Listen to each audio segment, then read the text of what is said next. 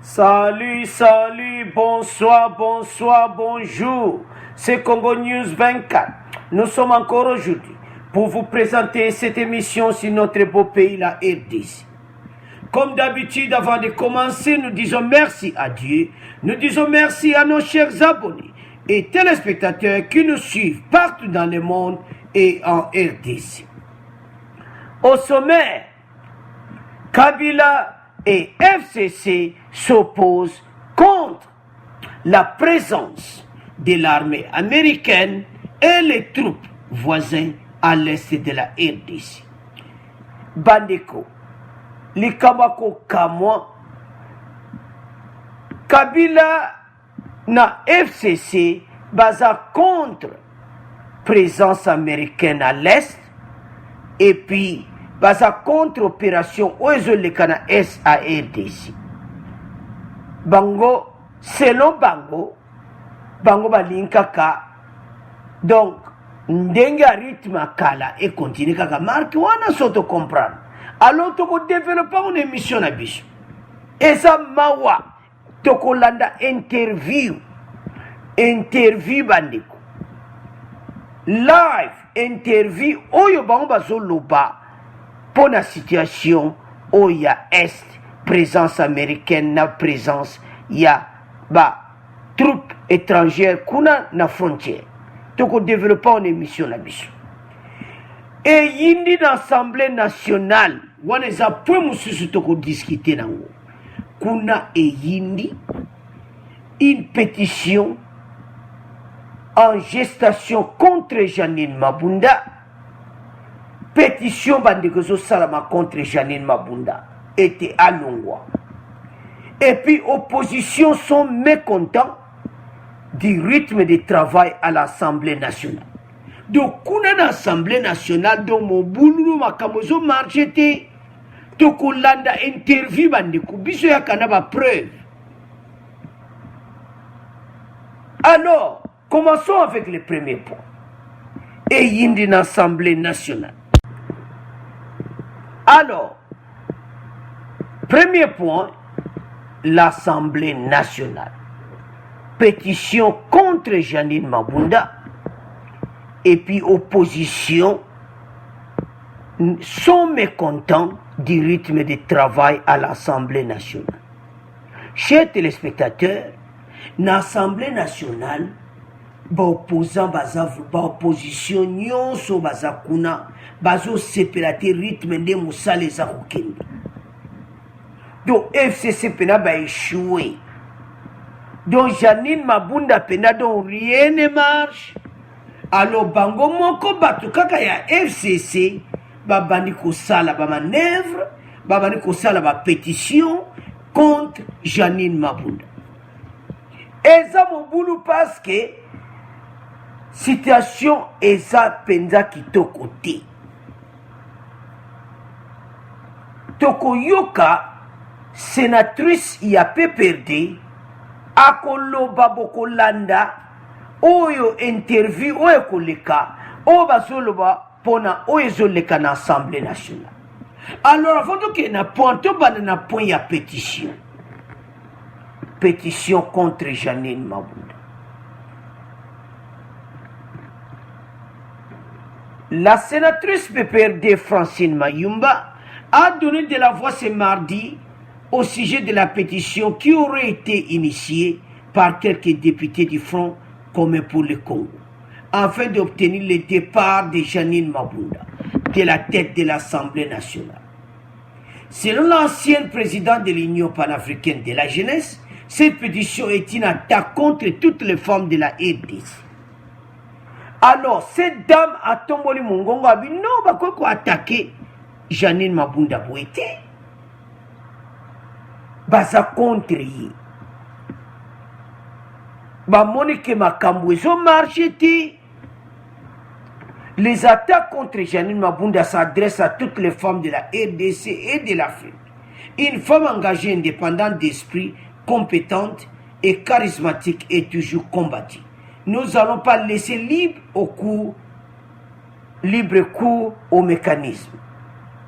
Donc, groupe wana mususu batelemeli yango babi Janine akokolongwa ti bamususu babani kosala basigné baozwa basignature ya bato et puis banani baza kosala ngo PPRD. Janine aza congolaise. Peut-être ba idée bino bozo pesa ye na niveau FCC ezo bebisa pe mutuna yi yaza congolaise aza besoin mboke tambola kitoko azoyoka ba conseil à président Félix. Alors bino nyonso wana bobani ba manœuvre. Les élus pétitionnaires accuseraient Janine Mabunda d'incompétence et manque de leadership politique. Les lobes au monde qui a ça leadership. FCC. Et bon, on a tactique. Le peuple congolais, c'est à la moukité. C'est à la mouki. Janine Mabunda, le loi comme Mabi. Chers téléspectateurs, citation est à mon boulot. Et ça pena mon boulot parce que na parlement et belé ba kunkoloba ke rythme à travail za kitokoti. Au Parlement, des députés de l'opposition sont mécontents du rythme de travail à l'Assemblée nationale. Ils dénoncent notamment le blocage des procédures parlementaires par le bureau depuis la rentrée ordinaire le 15 septembre dernier. Botier Moutounamino majorité présente à l'Assemblée nationale. Bino dans l'Assemblée nationale avant de discuter, il faut que le gouvernement et le ministre. Alors, tout ce qui a été décidé dans le gouvernement et le ministre Ilunga, et qu'il y a dans l'Assemblée nationale pour bino débattre. Alors, le gouvernement ou de Salamakalate, il faut condamner Janine Mabunda. Balobi Janine Mabunda ebe lo côté bobadani batiaki binoti soki boza koambrouye peuple azuzu peuple bakosa eti bino bomonaki ete Janine akoki mais lelo yo boloyi mosala ezotambola malamu te. Alors suivons ce qui se passe à l'Assemblée nationale. Après on va continuer notre émission. Bolanda oyo leka na Assemblée nationale parce que ça mawa toyoka ba blocage oyo sama na Assemblée nationale ba manœuvre na nyonso pour le départ de Janine Mabunda. Alors écoutons l'Assemblée nationale toyoka oyo leka na Assemblée nationale. Le rapporteur du bureau de l'Assemblée nationale, Célestin Moussao Kalombo. Écoutons le rapporteur du bureau de l'Assemblée nationale et on va continuer notre émission. Pour citation Ezamawa. Ezamawa va se crier locomoboy. Alors, peuple congolais, Missupolele. Alors, tout l'andayango, bon, de continuer l'émission. Célestin Moussao Kalombo, bonjour. Bonjour, monsieur Michel Kifindangoy. 45 jours après la rentrée parlementaire, certains députés de l'opposition estiment que l'Assemblée nationale est en plein chômage déguisé. Qu'en dites-vous? Ce n'est pas facile de le dire parce que depuis que la rentrée de cette session a été annoncée, l'Assemblée nationale est effectivement mise au travail en organisant des discussions, notamment en interne, étant donné que l'opposition, à une certaine occasion, avait estimé qu'elle était muselée et qu'il fallait une redistribution des responsabilités au niveau des commissions. Et c'est ce travail-là qui a été fait et qui continue à se faire. Et aussi, je dois noter qu'il y a eu un calendrier de travaux de la session ordinaire qui a été adopté en assemblée plénière. Et vous savez, je ne vous apprends rien, la session de septembre est une session essentiellement budgétaire. Vous savez, là, il y a des types de lois qui doivent en fait être discutées, notamment la loi de reddition des comptes et le projet de loi des finances exercice 2020, qui sont de la compétence du gouvernement. C'est le gouvernement qui doit les préparer et les soumettre au niveau de l'Assemblée nationale. jusqu'au moment où je vous parle, nous n'avons pas encore les projets de loi de finances qui est déposé au bureau de l'Assemblée nationale. Mais nous avons appris que le gouvernement l'a effectivement adopté en Conseil des ministres. Que dans les heures qui viennent, ces lois nous seront déposées au bureau et je crois que l'Assemblée nationale fera son travail. Mais jusqu'aujourd'hui, les commissions permanentes ne sont toujours pas mises en place. Qu'est-ce qui bloque? La répartition des députés en commission a été faite depuis longtemps. Ce qui reste, effectivement, ce sont les bureaux des commissions. Et il y a quelques réglages qui restent maintenant du côté de l'opposition. Mais ce sont ces arrangements-là qui font traîner un peu les choses. Et nous aurons les réponses au plus tard demain. Et quand nous aurons ces réponses-là de l'opposition, je crois que mercredi, déjà, on va en parler, organiser l'élection dans les jours qui viennent. Et c'est le bureau des commissions. Alors, en même temps, monsieur le rapporteur, les députés de l'opposition estiment que votre bureau est en train de bloquer systématiquement toutes les procédures parlementaires, notamment les questions orales avec débat introduites, aucune suite n'y est réservée, mais aussi les motions au moment même des plénières, lorsqu'ils veulent intervenir par motion, soit d'ordre, soit de censure, on leur accorde pas la parole et on estime que vous êtes en train d'assassiner la démocratie au sein de l'hémicycle. Qu'en dites-vous? Je ne pense pas que ce soit le cas. Revenons d'abord à la problématique des questions orales introduites au niveau du bureau de l'Assemblée nationale. Les questions, quand elles sont introduites, c'est un dossier introduit par un député. Il y a le bureau d'études qui l'examine et soumet ses analyses à l'autorité du bureau, notamment de l'honorable président de l'Assemblée nationale. En fait, il y a quelques failles des fois qui interviennent dans la rédaction de ces questions orales, ou peut-être il y a eu vice de procédure quelque part et que ces choses-là puissent être bloquées. Mais toutes les questions qui ont été rédigées, introduites en suivant la procédure, et je suis très sûr et certain que leur transmission au niveau des personnes concernées avait déjà été faite. Et à ce moment-là, nous attendrons, quand ce sera le moment, ça peut être discuté pour les questions qui ont été effectivement rédigées en tenant compte de la procédure réglementaire. La toute dernière question, monsieur le rapporteur, certains députés estiment que le Parlement a les mains liées parce qu'il y aurait un bureau obscur, un bureau politique qui vous dicte ce que vous devez faire. C'est ce qui rend le fonctionnement de l'Assemblée nationale lourd. Ce n'est pas vrai. Le bureau de l'Assemblée nationale fait son travail conformément à la Constitution et conformément au règlement intérieur. Il n'y a pas une machine quelconque qui nous dicte des positions à prendre. Il y a des réflexions qui se font au niveau de la conférence de présidents. C'est là que nous soumettons tout ce qui a comme préoccupation, les problèmes que l'Assemblée nationale rencontre. À l'issue des discussions au niveau de la conférence des présidents, le bureau de l'Assemblée nationale prend position. Célestin Moussa Kalombo, je vous remercie. Alors, chers téléspectateurs, Tolandiwana, nous avons suivi les rapporteurs du bureau de l'Assemblée nationale. Bolandi, Pinognon Tolandi. Balobi, rien ne va donc selon des bazo critiqués. Mais bango balobi qui pas tenu bango blocage ou ce salamakuna. Le rapporteur quand même a expliqué naïe que makambo belé ba dossier musuba ozangona réunion des ministres makambo belé bientôt ba banda ba débat wana et tout ça en cours ezobanda. Mais en général bango moko kuna na FCC bazomona que rien ne marche.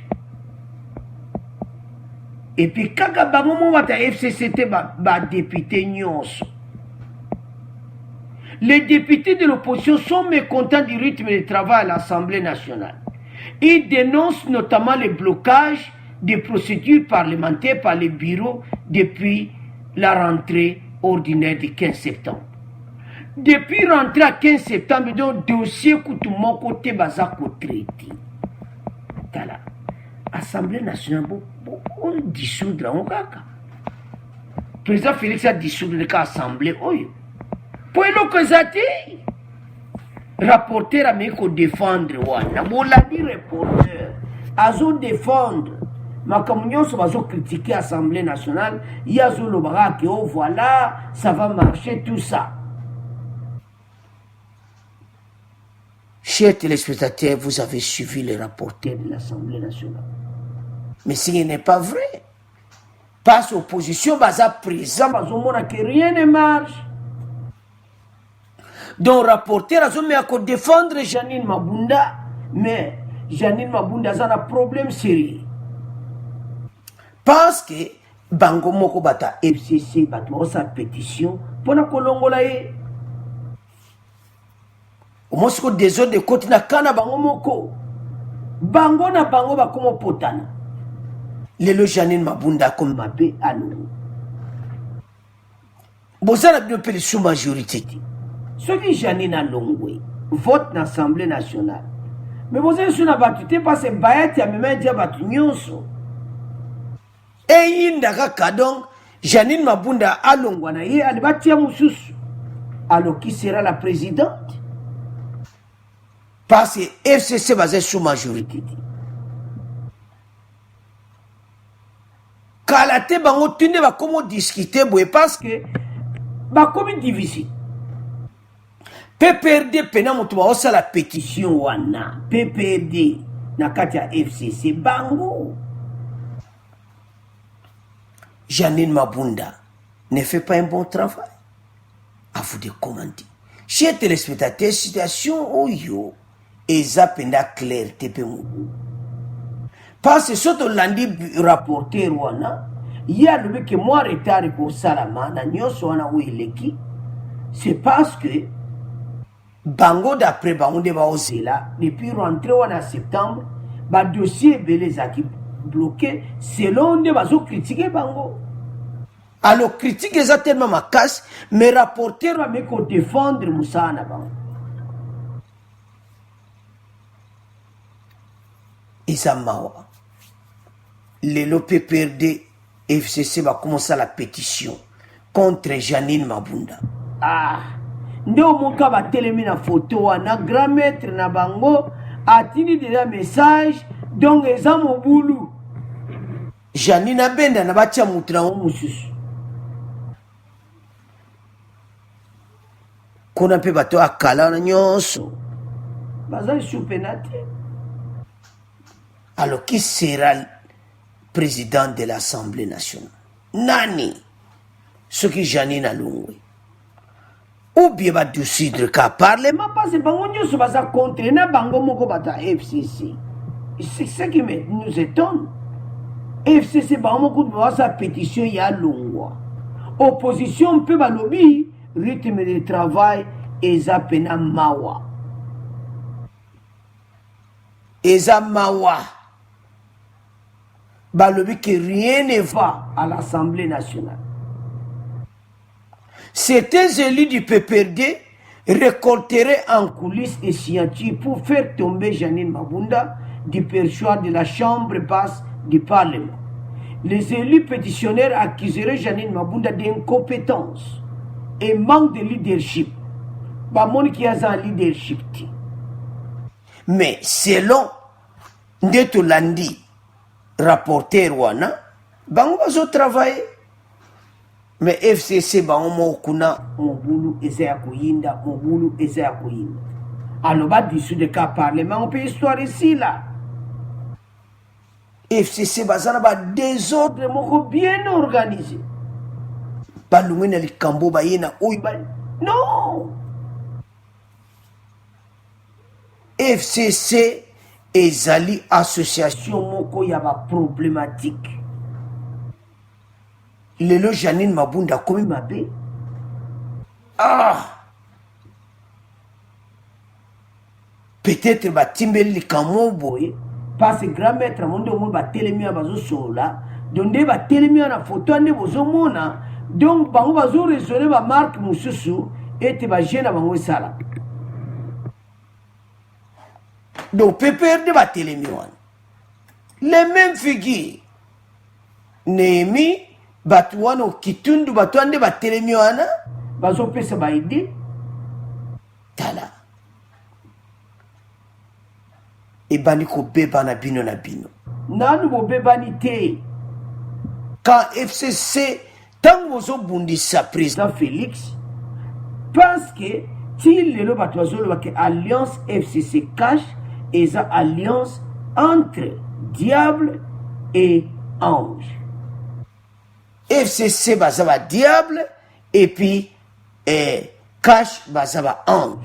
Selon ndenge ba congolais balobaki na émission elekaka oto tiela kabi. Ba lui alliance eza normal. Nde omo batemi na photo. Pétition en gestation contre Mabunda et l'opposition sont mécontents du rythme de travail à l'Assemblée nationale.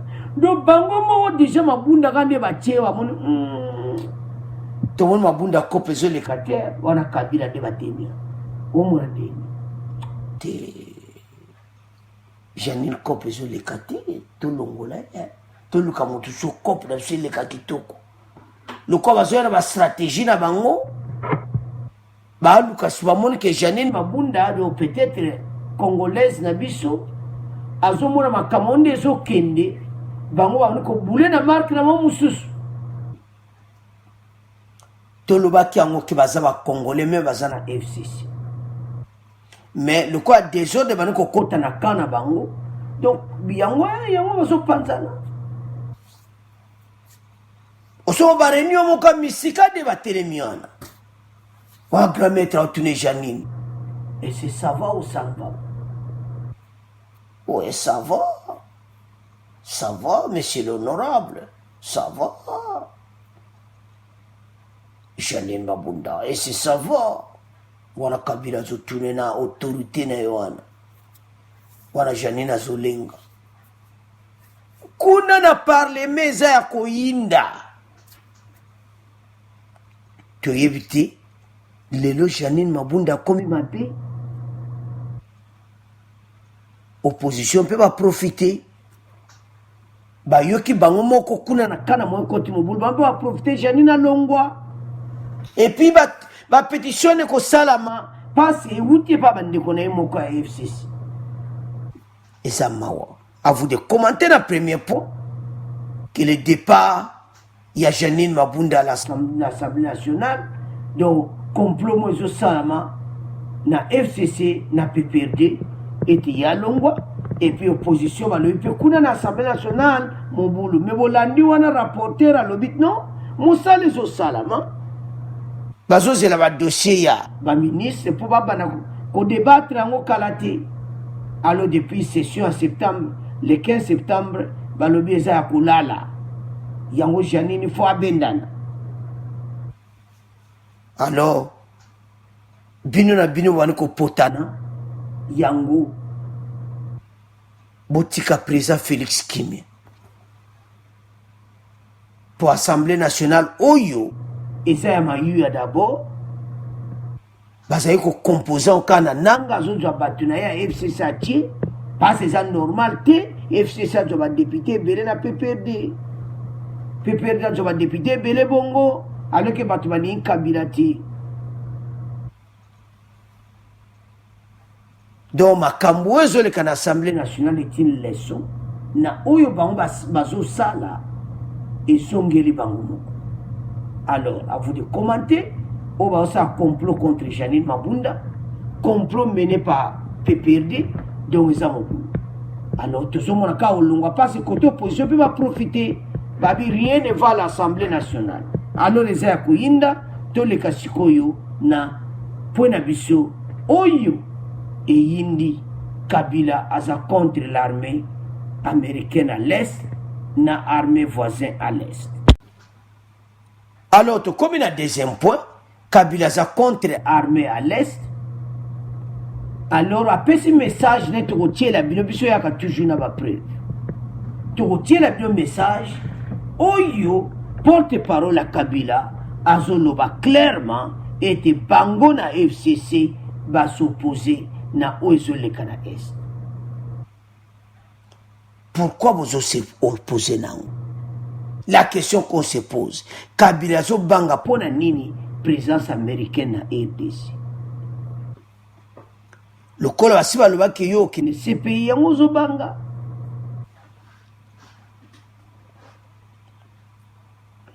eza mawa so totieli bino interview wana ekozala bino na mawa so bolandi makambo porte parole ya FCC alobi eza mawa baraisonnement oyo Kabila azotinda bato ne baya koloba.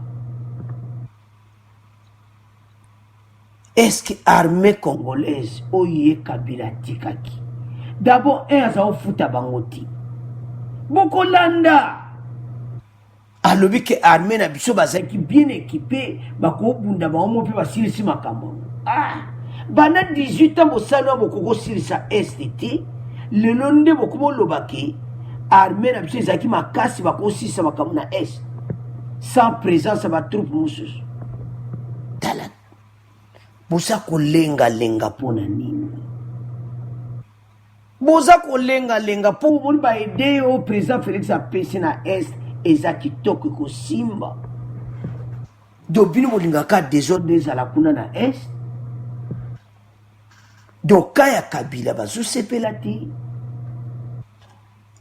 epuis bokolanda yango epuis alobi po babi armée na biso babengana bato wana nyonso kutu balinga basilisa pena bango nyonso na lera Kabila ta boti kokosa bisoko boti kokosa bato botika baje boti kokosa peuple congolais armée na lera Kabila esi wana ezaki armée impayé 3 mois soldats ozwa salaire te bongo lelo nde armée lelo akomi na indemnité président Félix yango FCC baza na problème sérieux baba yebaka président Félix asane lokuti babeka président Félix akotombeka na piège akotombeka na ndinga marche wana nzoka nde très sage Félix Tshisekedi ayena baide mosusu munda leki bino mayele aleki bino na mayele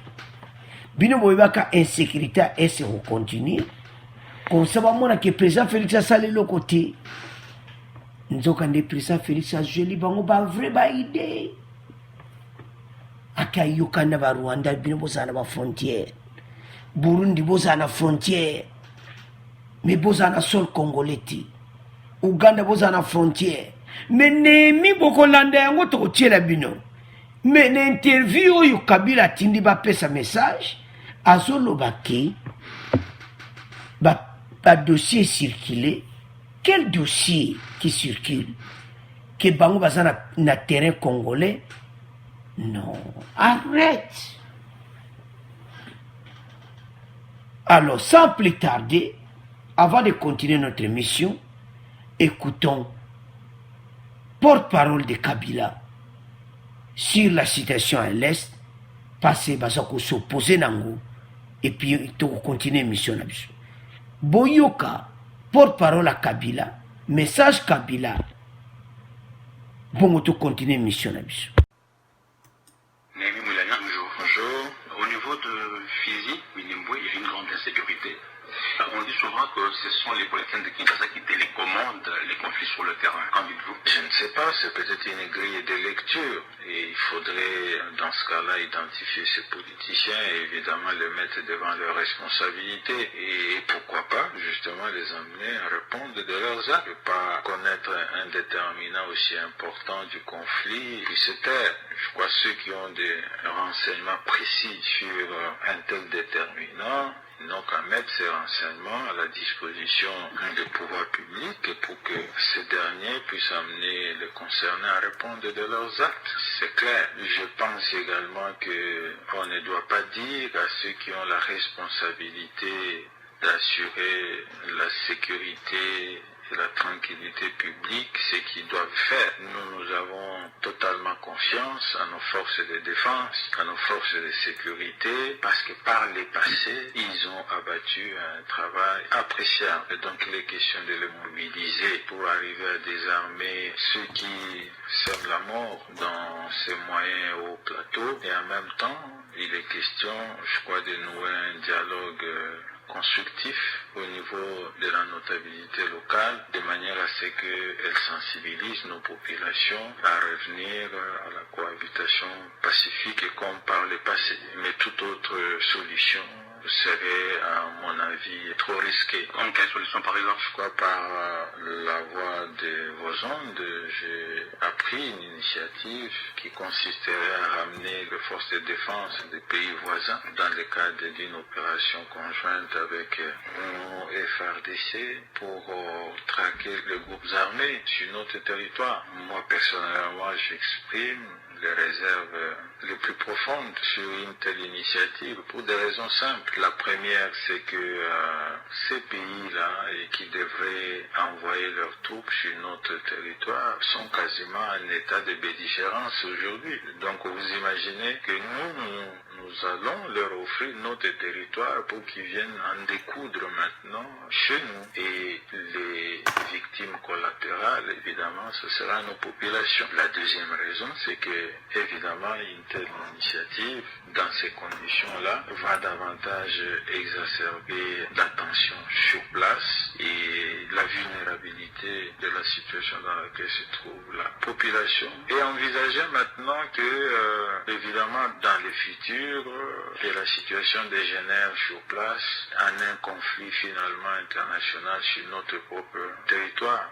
Je pense que il faut éviter cela. Je voudrais vous rappeler aussi qu'on a l'habitude de présenter l'Est de notre pays comme un problème pour les pays voisins. Mais ce qu'on ne dit pas souvent, c'est que l'Est de notre pays, c'est plutôt un enjeu économique important, même stratégique pour nous, les pays voisins. Alors si vous les invitez officiellement chez nous, vous imaginez la tentation que vous allez créer dans ces pays-là. Ils ne trouveraient pas mieux que de rester. Il y a quand même une évolution parce qu'il y a le gouvernement de la province du Nord Kivu ainsi que l'armée qui ont clairement dit qu'il n'est pas question que les forces étrangères puissent venir se battre sur le territoire congolais. Cette question a déjà été réglée. Les dire, c'est une chose, mais je crois que si déjà on en parle, ça signifie qu'il y a un problème. Vous savez qu'il n'y a pas de fumée sans feu. Des documents ont circulé. Une déclaration a été rendue publique à la fin des travaux du dernier forum qui a réuni justement les responsables des forces de défense des pays de la région. Ce sont des faits qui parlent. Alors il ne faudrait pas que le gouvernement soit réactif. De toute façon, nous sommes là pour tirer la sonnette d'alarme, pour dire que nous ne pouvons pas accepter une telle opération. Pour des raisons tout à fait évidentes, parce que elle va exacerber les conflits sur le terrain et ensuite, évidemment, les dégâts, c'est la population qui les subirait davantage. Et enfin, il ne faut pas tenter ces pays voisins, d'autant plus que nous savons par le passé ce qui est advenu quant aux intentions réelles ou supposées.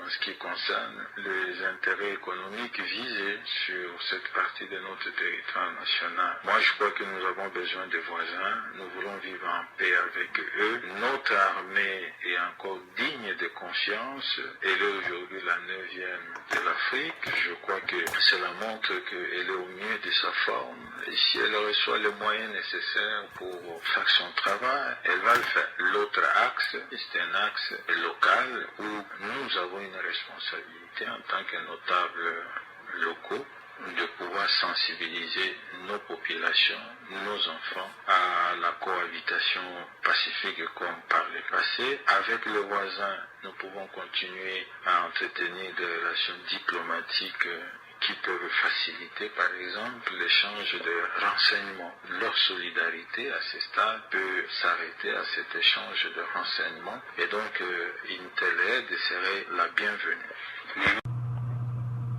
Alors, chers téléspectateurs, vous avez suivi le porte-parole de Kabila, que dans le passé, ils ont fait un travail,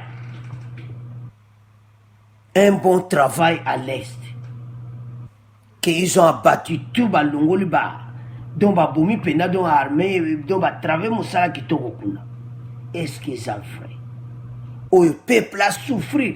Naminembwe, Néhémie, le porte-parole de Kabila, Néhémie est de Fizi, Sud Kivu. Néhémie aux amoutouas Sud Kivu. Na Sud Kivu, wana yozali député kuna Néhémie. Otika kosilisa yango te sikoyo eyebani ke bapolitisien ebele moto baza kosala bamanevre kuna. Omoni sikoyo FCC mobimi libanda bayebi bino sikoyo bolingaki insécurité ezaka na est. Mais président Félix aleki bino na mayele namoni mpena bosuki boza na problème sérieux, boza na problème sérieux. Président Félix alekeli bino mayele.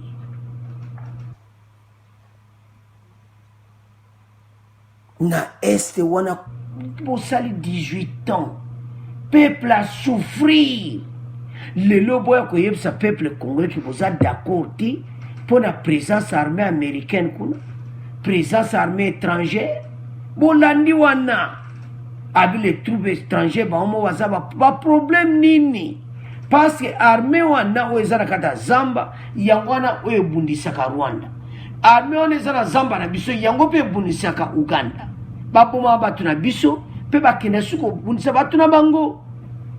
Alors président Félix très intelligent akasolina ba président na l'hôpital. Monsieur Museveni, vous savez ces rebelles là balingaka baye ko déstabiliser yo na pouvoir. Museveni a le oui, aux avions na d'avril. Alors il faut comprendre ça là, moi. Il faut battre tout benga na bango. Donde basaka na Zamba na RDC wana balinga penga balongolanga Museveni. Ah, Museveni pe kuna kane. Abi non. Tout ça la cop. Biso to kuva na frontière Uganda. Tango to mona bambino no benga na bango. Allez. Biso pe to pouvoir ba. ADF abuo pia. Ok na Rwanda. Ba milice wana. Tu sais que dit tête à tête avec Kakame. Alors bonjour monsieur Kakame, bonjour. Alors, vous voyez la situation, dans cette situation, il faut aussi les sango. Parce que bazana Zambé par la biso, on a balinga pe baya kolongolo na Rwanda. Kakame encore allé là pouvoir. Kakame allé là pouvoir. Habito Salakop. Parce que Batouana ba des autres des aoules les cannes peu ba pays voisins ont profité ba minéré to ebi na biso. Mais président Félix a memé le baon na ndenge ya maje mususu. Et puis nous espérons que na masolo wana que pesika donc ba hypothèse ndenge masolo ngo le kaki. Mais ce qu'on tali bien na ndenge politiquement Bakakame basa pour président Félix babengana batwana Zamba parce que on peut pas na kimena pouvoir pour Bakakame balela poste donde bazawana kata Zamba na RDC balinga piba yo longola nga Kagame Kagame balinga balongola yo tinde bazakuna ndeba boma batuna biso na Congo balinga piba ya un jour yo kende tout ça la cop. Nandimi yango.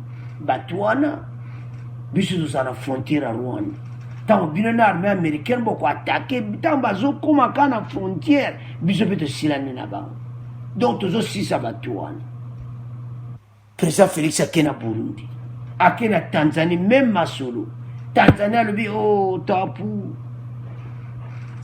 Sikoyo bolandi porte-parole à FCC one. Bango baso sepelati. Bango bande baso. Parce que tu comprends l'anglais, monsieur. Bango balingaka passer continuer na est. Comme ça, travail à présent Félix et moi en a été. Parce que moutou ou si ça passe à est.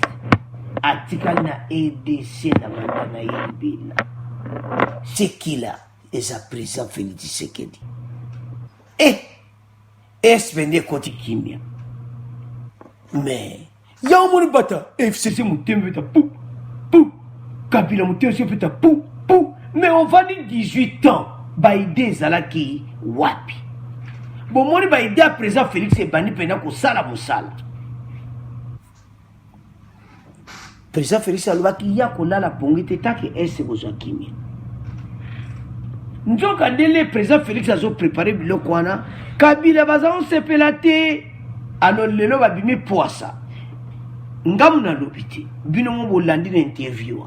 Il s'oppose à des troupes à l'est parce que bazomona bango nde bazana bao bakokoze na bango bakozala na frontière eza biso mo basoda na biso moto bazobunda bango balwana eza cope nde na mito beta mi lisolo wana président Félix amoni Museveni amoni Kagame amoni président Burundi pe amoni ya Tanzanie ayebisi bango ke omoni nde baza na zamba na biso wana bazonyokola bato na biso bazobomaka bango bazolinga mpe bazwa baposte na bino anko Kagame alela poste ya président bino tosilana na bango ngamu nalela poste ya président Museveni mpe kuna tosilana na bango ngamu nalela poste awa yango omoni ke kopo wana ekosimba zalata na place ya Museveni na Kagame oyoki benemi no baza kuna malgré baza koprofite koyiba baminere na désordre wana me bango ata nano poste te basi bayibi mpe mingi te baata siko poste parce bayoki bato wana un jour bakoya komonte bango mpe ku yango omoni ke kope kosimba très propre donc bato wana ese bakokende alors Kabila na FCC mote mpeta oyoki situation eso esili mais baomona président Félix lokola soki donc oyo kaka libérateur alibéré peuple na pasi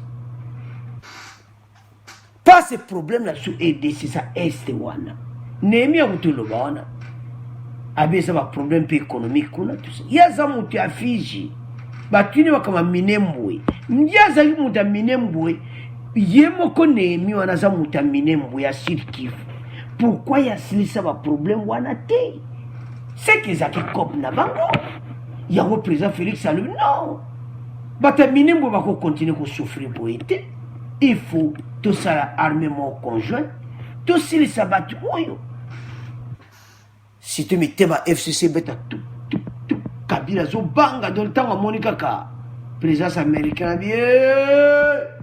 bidia kinga bikoki bidia kiyo bikoki ko bazawana bakokende te Kabila bakolongwa na bango te président Félix assassiné accord bakozala wana ezala yo FCC bolingi bango te bakozala wana. Alors, chers téléspectateurs, binomo bolandi, porte-parole à Kabila, binomo bolandi, sans commentaire. Peuple, assez sous peuple à Congolais au Kosati. Botika ba Jewana. Nemi yoza muta Sud Kivu. Makambuano Kabila tindio ya kuyebisa biso, muta koyoka yo azati.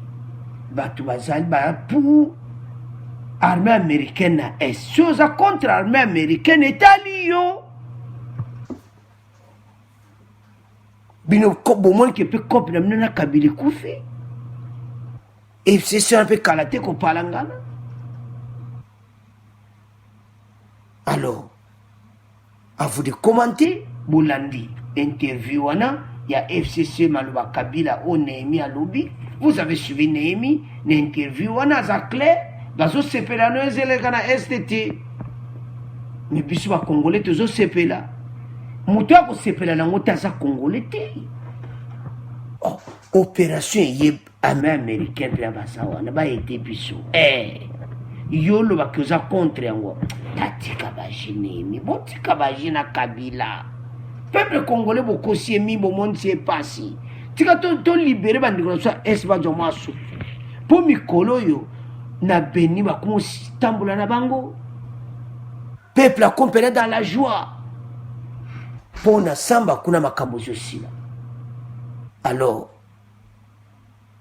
chers téléspectateurs tout comme on a fait mission toujours résumé mission na bisa vous de commenter na pour yo Kabila et FCC baza contre intervention militaire présence américaine na RDC tout qui na résumé.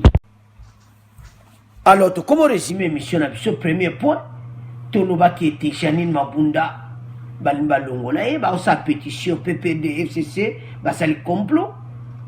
et puis rapporteur na bango bolandi rapporteur à Assemblée nationale de bango zo samusa na bango mais côté au Libanda bango blocage alors bazomona ke makambo ebeleza ezo salamati depuis le 15 septembre par les maisons akelo moto salama balingi balongola Janine Mabunda yango moni des autres de côté na kana binomo parce que bozo bundisa président Félix eko simbati ba les ongel binomo ko FCC comme na désordre lelo Janine Mabunda comme mabe alors na deuxième point Kabila FCC baza contre intervention à l'Est Bolandiango alors à vous de commenter merci Nande Bolandi émission Oyo abonnez massivement au revoir à la prochaine.